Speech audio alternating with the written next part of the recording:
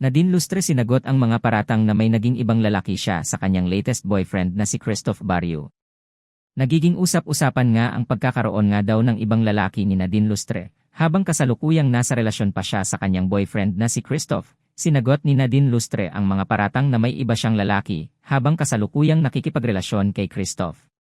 Pinabulaanan niya ang mga akusasyon at ipinaliwanag na walang katotohanan ang mga ito.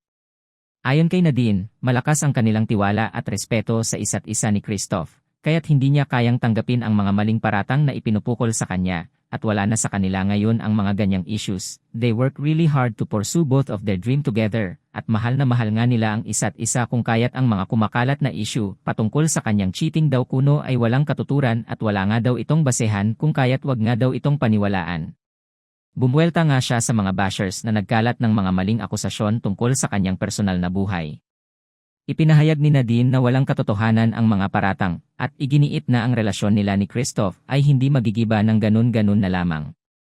Hindi siya natatakot na ipagtanggol ang kanyang sarili lalong-lalo pa kung patungkol nga ito sa kanyang relasyon kay Christoph. Dagdag pa niya marami nga siyang naririnig at hindi niya pinapansin ang mga baseless na komento na ginagawa ng iba, basta't pahayag lamang niya ay masaya silang dalawa ngayon.